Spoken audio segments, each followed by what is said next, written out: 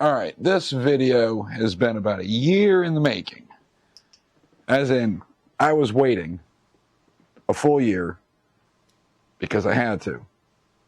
And we're going to be discussing today, just so you know, happens to be my anniversary of rage quitting. And it is a very informal video. We're not going to be covering news or anything, but I'm just going to let you know how things played out, what happened, whole backstory. Made a lot of notes to kind of keep myself on track. And there's going to be a whole different bonus section for members only on Patreon and here on YouTube for the members only section for those individuals that are members. And it's going to be more behind the scenes stuff, more information with a special guest of Mrs. Guru. All right. Just looking at all the text messages. So I was actually looking for something originally so I could share it with you. I couldn't find it. It's somewhere. It's not an NDA, but it's my no non-compete clause, which ends today. Bam. All right. So, happy anniversary to me. Now, it was always a joke. Even if you look at the video almost a year ago, going to Dunkin's for tea. And we'll kind of get into the meaning of that. But all right. So here's how all the things played out. All right. So back in 2019, I graduated with my MBA. All right. I had nothing better to do with my time during the MBA process other than pile on concentrations. So between finance, marketing, leadership, I took all the classes because my GI Bill was covering everything.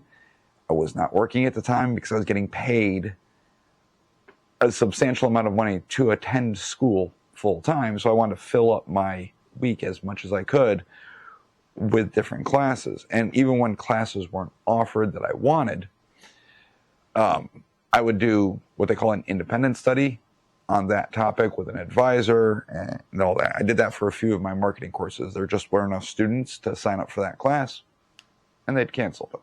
It's neither here nor there. Okay, so I graduated with my MBA. I had job offers at a bunch of places, okay? I had one job offer in New York. It was very lucrative. However, I always tell people I'm just lazy. No.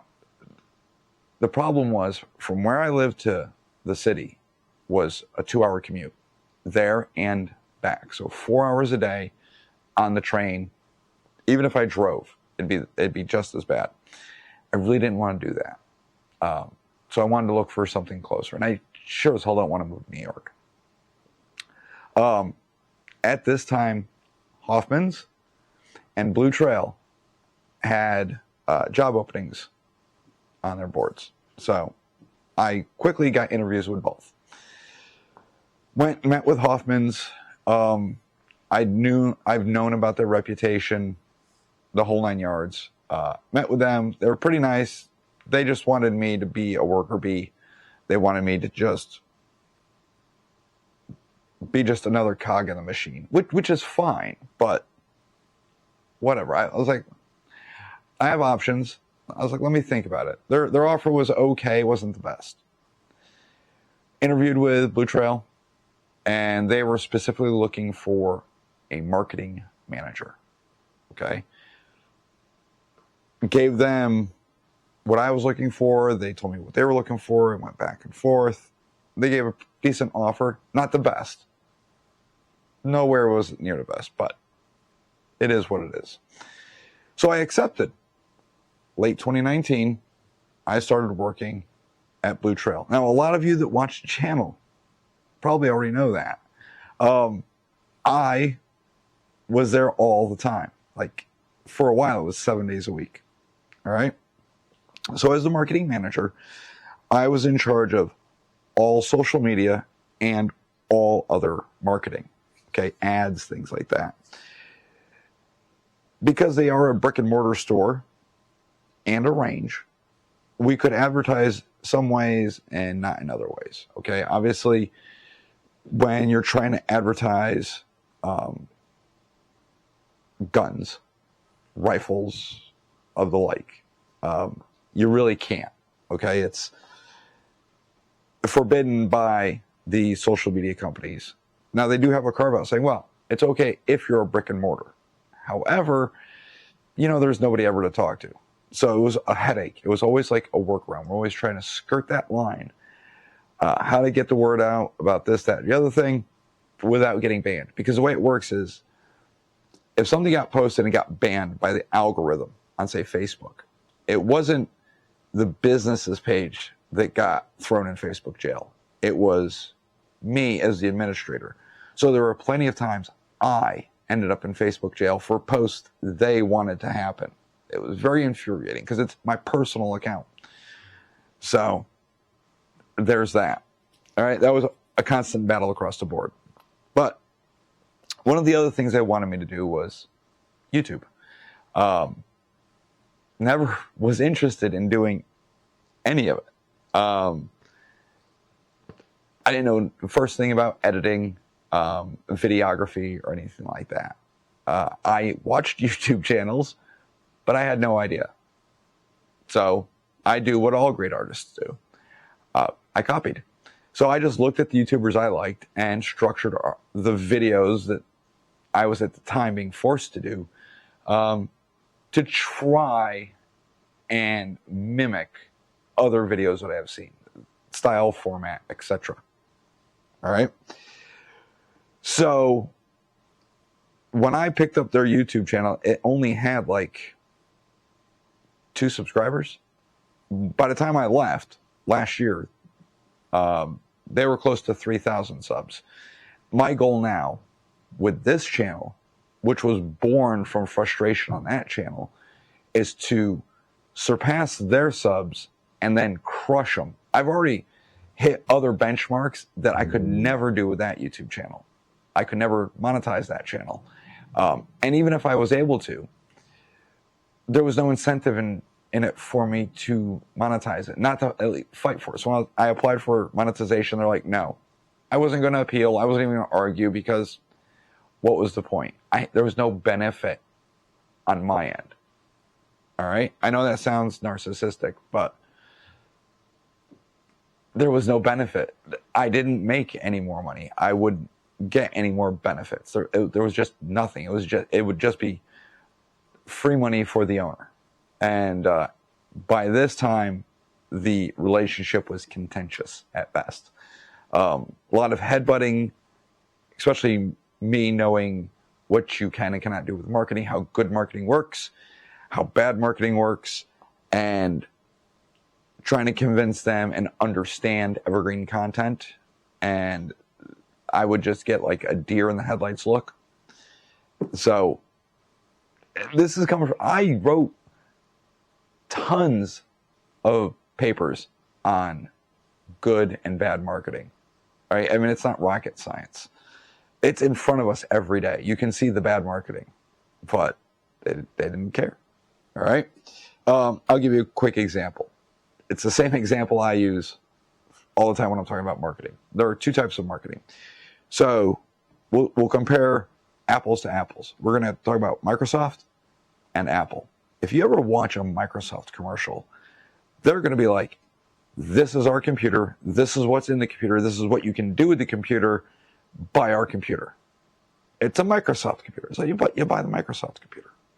When you watch an Apple commercial, they'll give you something inspiring. They tell you a story. They weave it in a way that makes you feel good. They're not selling the computer or a piece of technology. They're selling a status symbol, a lifestyle.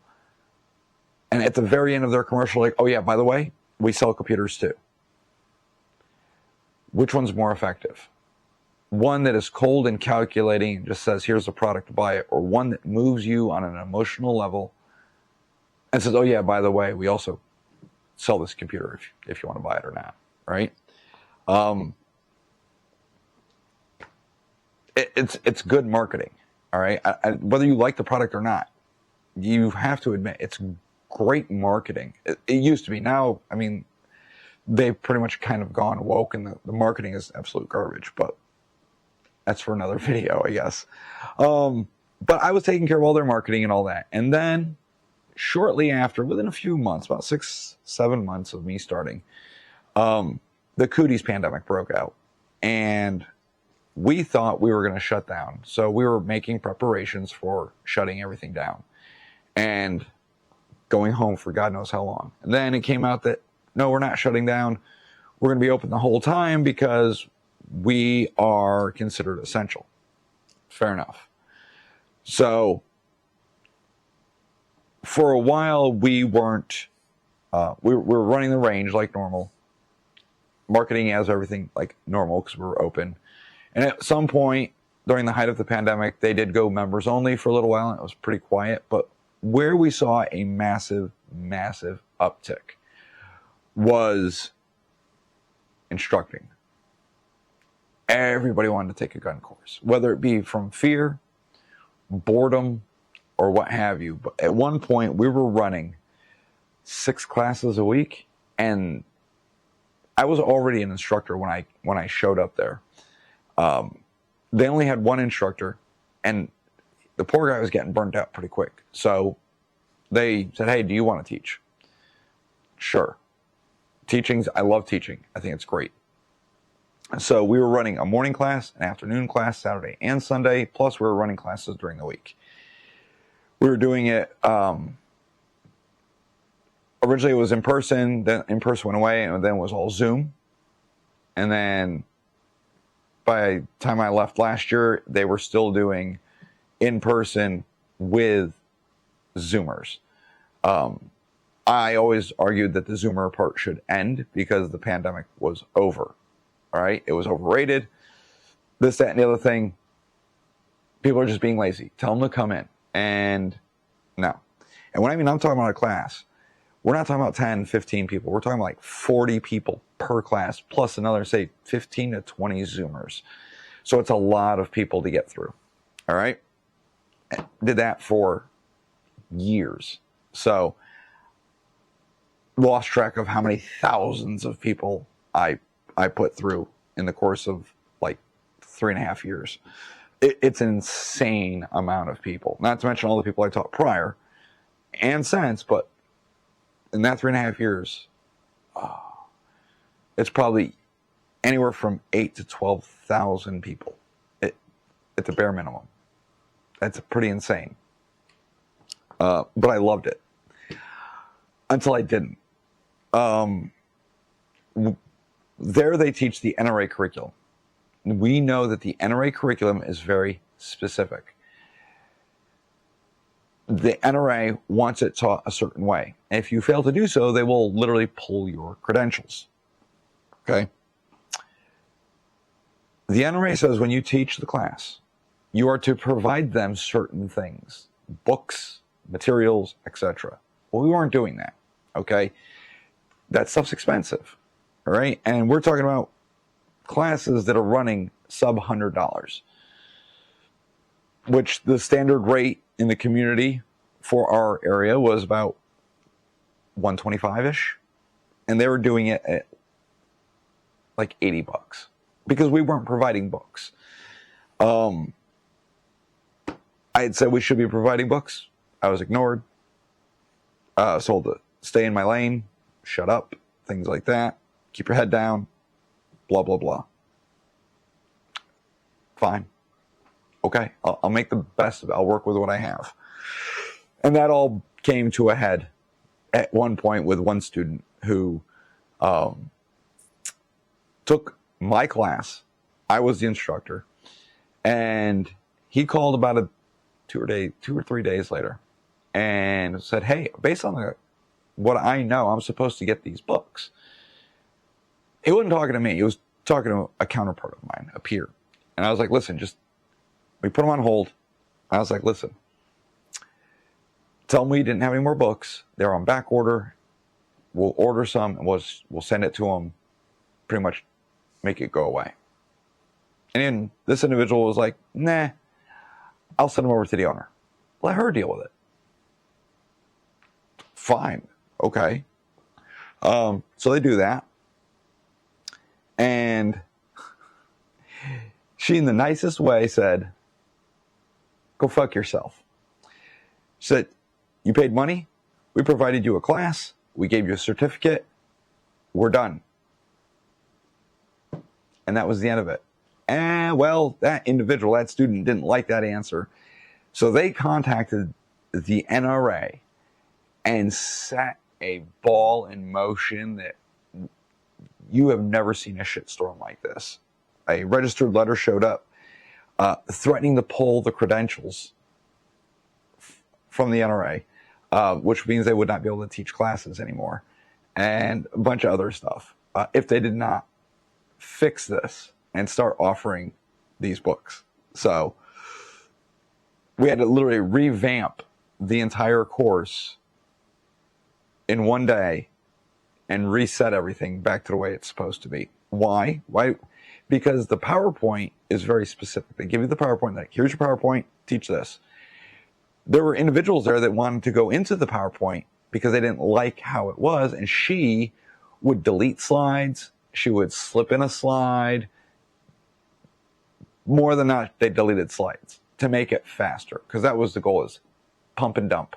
Get them in, get them out. All right? If people have questions, I like to answer the question. I want to do my best to make sure that they feel safe and they have the knowledge when they leave, because God forbid this is the only class they ever take. I wanted to make sure they knew as much information as I could give them. And I was told, when people ask questions, to be like, that's a good question. Why don't you put it in an email and send it to us, and somebody will get back to you in 3 to 5 business days. I could not tell somebody that, but whatever. I definitely got talked to more than enough times about classes taking too long, live fire taking too long. Literally, she would walk in and stare at me and be doing this, like, wrap it up. And it's like, they're having trouble hitting the target. They have questions. They don't understand. I want them to be safe. I want to be safe. I don't want to have any extra holes in my body. So we were sacrificing safety for expediency of monetary gain. All right? I went along with it, so I'm just as guilty. All right? So that's how that worked. All right? That was a frustration of mine. While there, as a marketing manager, there's a keyword there, manager. I was told that I have a title, but I had no power until all of a sudden, we'll get to that. I was pulled in the office, like, oh, well, you're a manager, so we'll get into that. All right. I was constantly asked to do things that never went anywhere. I was asked to, basically, in the most uneducated and childish way, asked to do a SWOT analysis. I knew what they were trying to get to. They just had to say, hey, I would like a SWOT analysis. I'd have coughed one up for you. So they basically get to that. So I take about a month or two to kind of dig into it and do the analysis. I type everything up. It's in this nice little packet. It's not the first rodeo. I've done these plenty of times. Submit that. Literally, this is what I get. They look at it and they, what is this? I'm like, that's a SWOT analysis. Your strength, your weaknesses, opportunities, blah, blah, blah. And they're like, I don't know what this is. Throw it in the trash. Literally, I just wasted almost 2 months. And it was thrown in the trash. Whatever.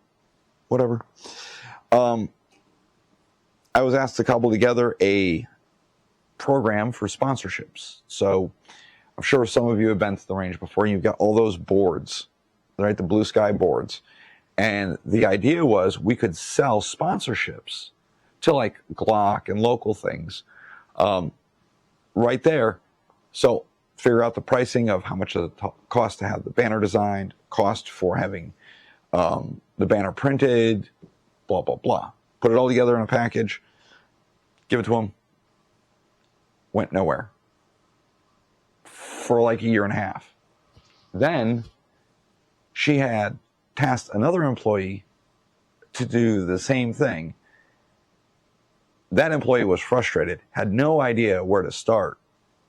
I literally printed out what I did, handed it to him.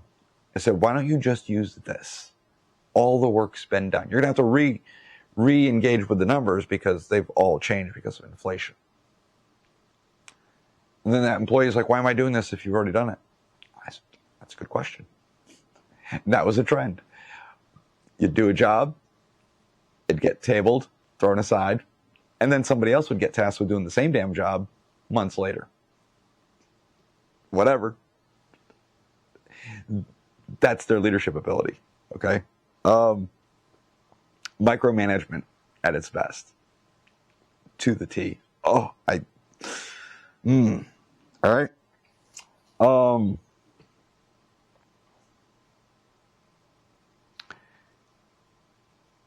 When you guys go there on a Saturday or a Sunday, across the line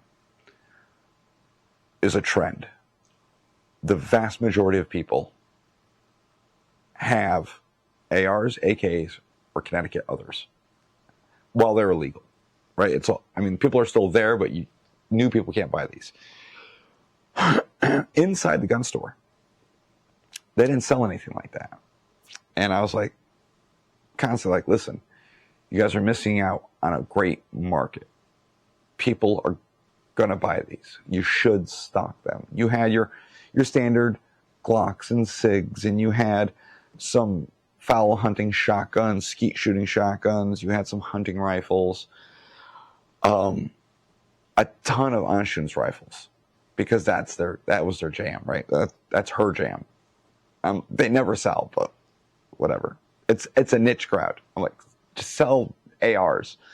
And I was told I don't like ARs. They're stupid. I'm like, but that's what people want. You should sell them. Eventually they sold them, and they sold them very quickly, especially during the height of the pandemic. Couldn't keep them in stock. And then when HB 6667 passed, I was like, you really, really need to buy extras. We can sell them fairly quickly. Because as soon as they sign this, they're going to go away anyways. And they didn't want to do that. Okay. You got that, whatever. All right.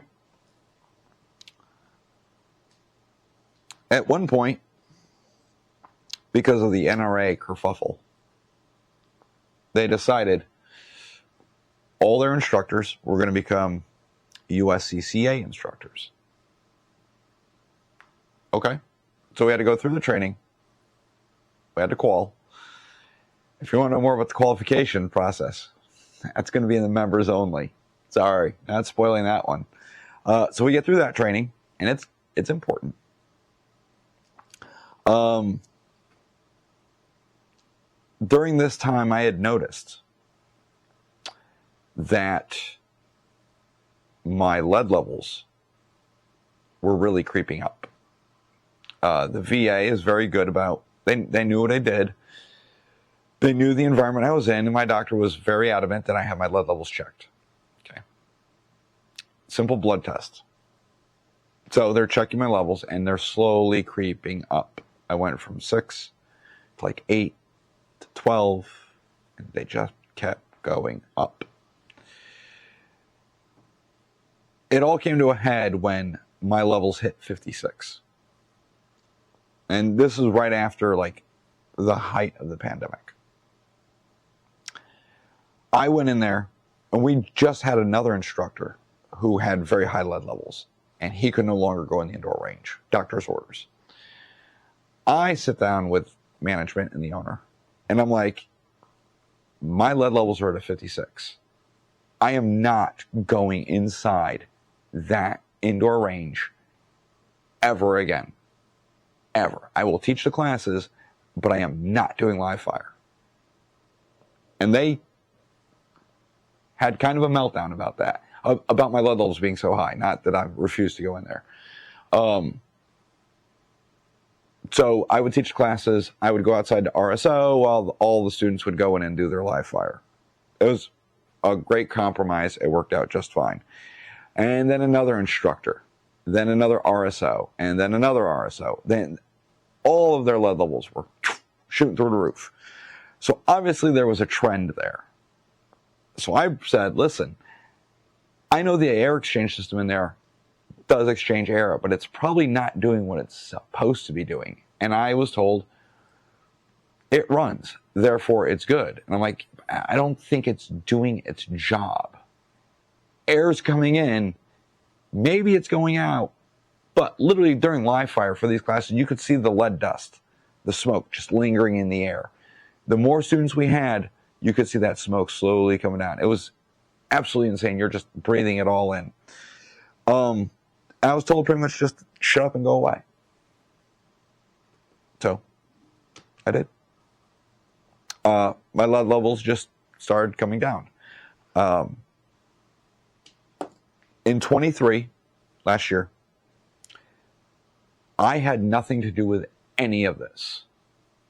But within the course of a month, OSHA showed up for complaints about lead levels inside the indoor gun range. The fire marshal showed up to inspect the brand new building they had built because the building was permitted for 0 occupancy. Yet, every weekend they had the class in there in the classroom with 40 people or so in a 0 occupancy building. That's unlawful. So the fire marshal showed up out of the blue. EPA showed up because apparently they were dumping shotgun shells into the woods. I don't know. They had to clean all that up. I don't know. That's what I heard. Bringing all this stuff up because they were blaming me. And they didn't come out and blame me per se, but you could tell they were blaming me because there was that friction there. I had nothing to do with it. I swear to God, I had nothing to do with any of that. So all this is going on, and it's just becoming a very hostile work environment. Just trying to keep my head down, work, do my job, because I love the people. I always joke I hate people. I love people, especially the people in our community. I think it's absolutely amazing. I just wanted to go deal with the people, because I love talking to you guys, talking life, guns, everything. I wanted to do that. I wanted to teach. Basically, I wanted to be left alone.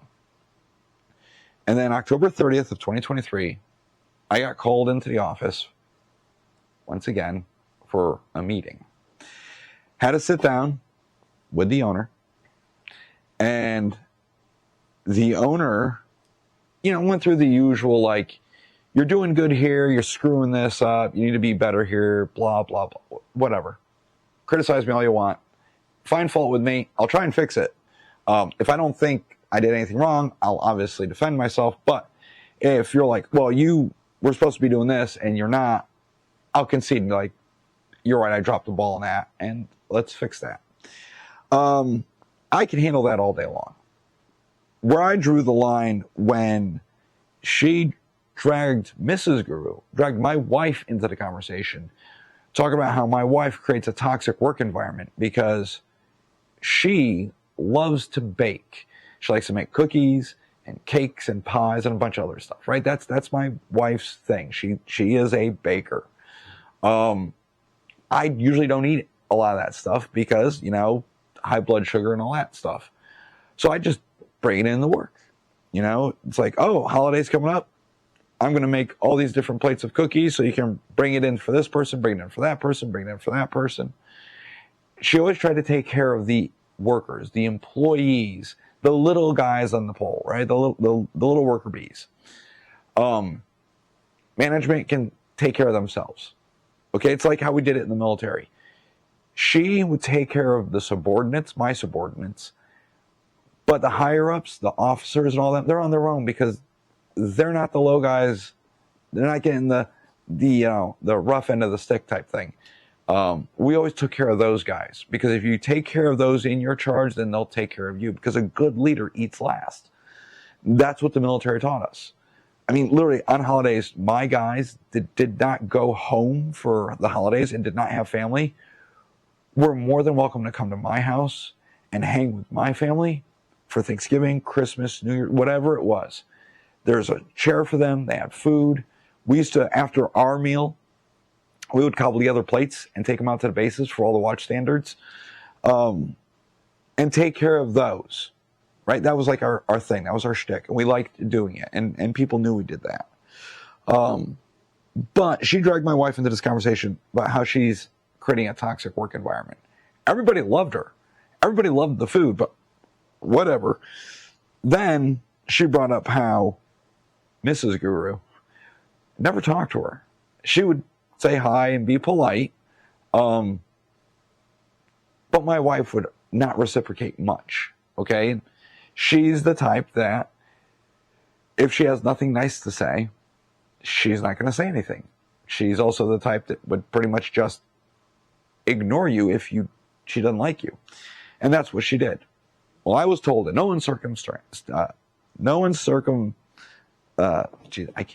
I can't talk. I've been running since 4 a.m. In no uncertain terms should my wife ignore her and be rude to her. As the owner of the company, she demanded respect. And in my head, I was like, who the fuck are you to demand respect of people just on the sole idea of you're the owner? That was the line in the sand that she crossed. You can bash me all you want. Don't come at my wife. So, came home, because at dinner, there's no electronics at the table. We all eat dinner as a family. Obviously, my daughter lives on the other side of the country. But it was my wife, my son, we were talking about it. And I said, I think I'm just going to quit. I'm just going to type up a letter and resign. I'm done. I don't want to do this anymore. Mrs. Guru pretty much said, well, it's about time. So I drafted my letter, went in October 31st, 2023, put the letter on the desk, gave all my new uniforms that I just received within a month, put those there, I don't need them. Went into my office. Well, that's not my office. It was a room I worked in, that I was allowed to work in, till it was my office. All right? Went in there, took all my personal stuff out, and walked out the door. It was on my own accord. I quit. That's the end of it. And there was no like, hey, let's discuss this. No, it was just, I quit, so that was the end of it. And apparently, I'm banned from there. So when people are like, oh, they're hosting classes, they're like, oh, you should come take this course. I'd love to. I've tried. Apparently, I'm not allowed there. I don't know. I've never been barred from there as far as I know. I just quit. That's it. I'm more than willing to go there and give money. I guess you don't want my money. I don't know. It all came to, it was earlier this year. I was helping out some friends, Steve from Freedom Ballistics and Jordan from Connecticut Night Vision. Both are great companies, and you guys should support them. They were running a basic carbine course. So I said, hey, listen, if you guys want extra help, I can RSO. And they're like, that'd be great. So I show up the morning of, I go into the pit, and that's where I'm going to stay for the day. There's no reason for me to go up and interact with anybody else. I'm just going to go to the pit. So I go to the pit, and at some point during the day, it was probably late morning, early afternoon, I guess the owner showed up and saw me down there and lost her shit. on the GM, the assistant GM, and others. From what I've been told, I didn't have any interaction. At some point, she came down, screaming at Jordan to tell me to leave, even though I was working as an RSO, keeping the class safe. He said no. So you want him gone, you tell him to leave, which she refused to. And you could tell everyone's demeanor had changed, like, that worked there. I didn't know about any of this because I was just minding my own business until after, when we were doing basically the autopsy of the course, what worked, what didn't work, where we could improve, things like that. And they were like, listen, here's what happened. And I was laughing. I don't care. I felt bad for putting them in that position. So I apologized, and they're like, we don't care. Apparently, she told Jordan she was going to have me served with papers. I don't know what papers. I don't know who was going to serve me. And I said, that's fine. That'll make great content for YouTube. I've never been served papers. So I don't know. All I know is I get the hint that I'm not welcome there for some reason. I don't know. I don't fucking care. I'd love to be able to go there, but I can't. Oh well.